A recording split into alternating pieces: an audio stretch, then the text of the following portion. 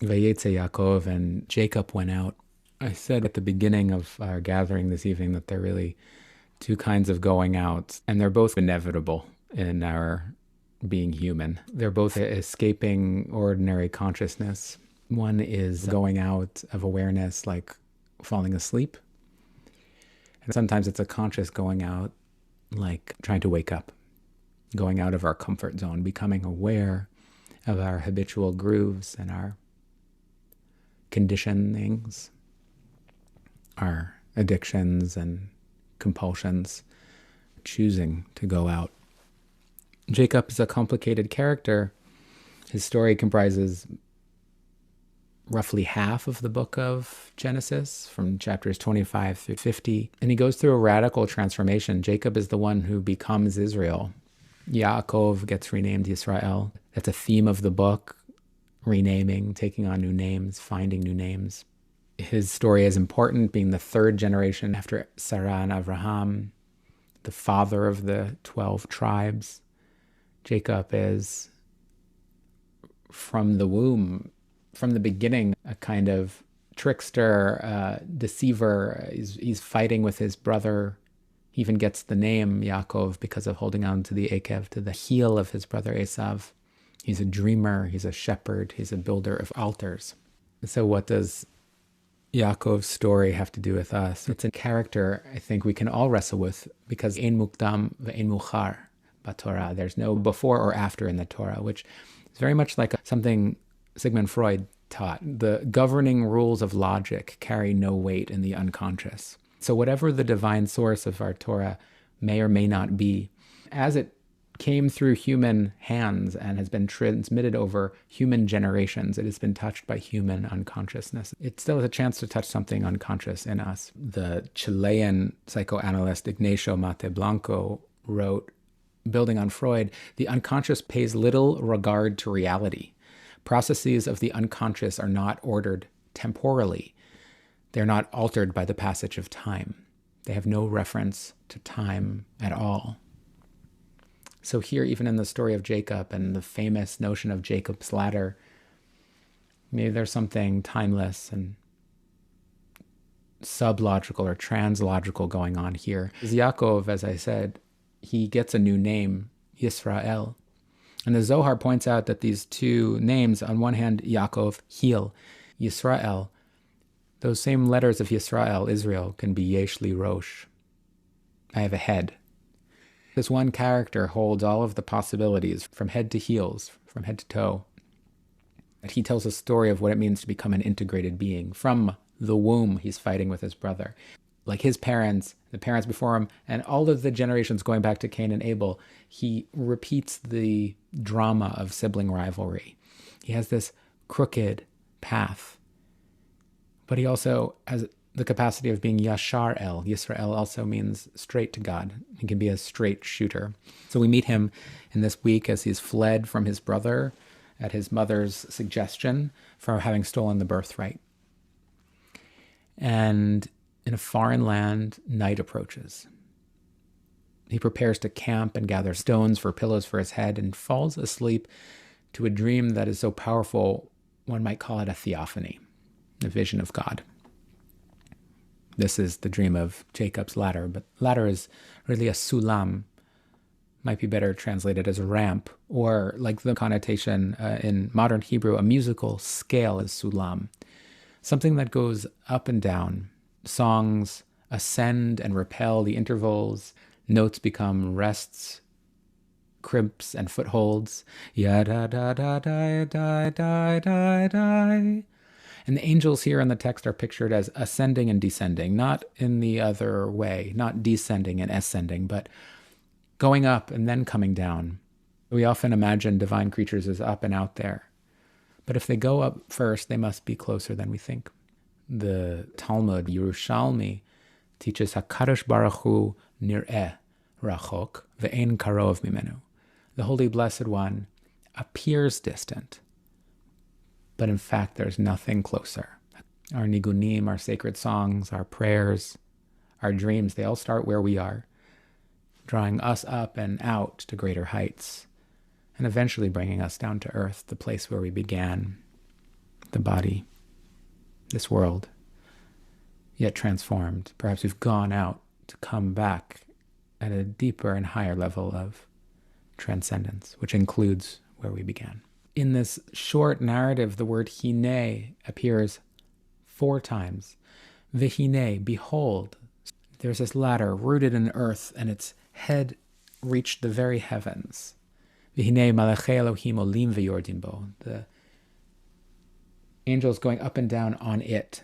The Zohar then also points out that bo, on it, could be bivav, on the spine, on the letter, on the thing that hooks us from immanence and transcendence. The angels, these sparks of energy, what we are aware of are connective messages, whether they're sublime or neuronal or both. And then this verse, it's one of my favorites in all of the Torah, so I want to look at it more carefully with you. V'hinei. Behold, wake up, snap out of it, check this out. This moment is unprecedented. Anochi, I, the cosmic I, and the conscious sense of I am we all experience. We may see ourselves in the mirror aging, or a difference between who we sense ourselves today and in the image we see in a yellowing photograph, but this sense of I endures. V'hinei anochi. Not only might this be a theophany of something outside within, but like the angel's ladder, inside without. This self, this I, this witness, here I am. V'hinei anochi imach. I am with you. As one of our teacher, Reb Zalman's teachers, said to him, all spiritual direction is reducing our resistance to God. All our practices are reducing our resistance to this abiding self and the awareness. Can you track that sense right now of being accompanied by consciousness? Can you court your awareness of awareness? V'hinei anochi imach. Ushmarticha, I will guard you, or I will practice this practice of protecting this consciousness, of being awake. I know how easy it is to fall asleep. Sometimes it's our dreams that wake us up even further. I know the path of spiritual practice is challenging. I will fail, I will fall down, but I will get up. I strive to make this a smoother practice. Fall down, get up. As Rabbi Jeff Roth taught me, fall down, get up. Falling up. B'chol asher telech, everywhere you go, every step in your process, both in your outer journey and your inner process, wake up to the coming and going fact in all our comings and goings. We sing sometimes, V'hashevota el levavecha, I'll tshuva you. I will help you come home to the body, come home to your feelings, come home to your mind. In fact, we can anchor in every moment on any of those sense objects to return to the land of the soul, this place, ha'adama hazot, hamakom hazeh. I am and I will be and we are going home. Ki lo e'ezavcha, I will not abandon you. This speaks probably most deeply to that unconscious and to that anxiety of our sacred texts and of being sacred people, each and every one of us. I will not abandon you. Now, is this the anxiety of God being forgotten or of a particular spiritual path being jettisoned? Or is it the self speaking of how important it is to be seen and known? I will not abandon you. I know this is your greatest fear. I do not want you to be alone. No one wants to be forgotten. Perhaps this is why God says to each of us, I don't want to be alone either. That's why I made you. I will not abandon you, because I do not want to be alone either. I were made exceedingly intensely close to you, wherever, whenever, and however you are. Ad asher imasiti et asher dibarti lach, I will remain with you in this life, in your consciousness, in your reality, until I do what I spoke to you, until you accomplish what we talked about. Wait, what we talked about? What does this mean? We've just eavesdropped on an entire dream conversation. God does not talk explicitly to Yaakov making a request. God hasn't been explicit with us. But perhaps we already know. Perhaps we know what it is we're here to do with this consciousness, with this presence, with this In the words of Mary Oliver, one wild and precious life. Vayeitzei Yaakov mishnato. Jacob wakes up. Or more precisely, he ends his slumber. Vayeitzei Yaakov mishnato. He puts an end to sleepwalking through life. He affirms the future and the living reality of consciousness. ACHEIN. Yes, there is godliness in this place. ACHEIN yesh Hashem b'makom hazeh. ACHEIN is like saying yes to the future, yes to what arises in each moment, saying yes to what comes.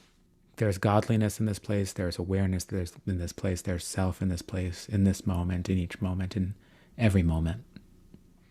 And now I can practice this awareness of your closeness, of your non-abandoning, always abiding presence, your nearness, your dearness. But how can we practice va'anochi lo yadati? Not with a small sense of knowing, of clinging to what has been.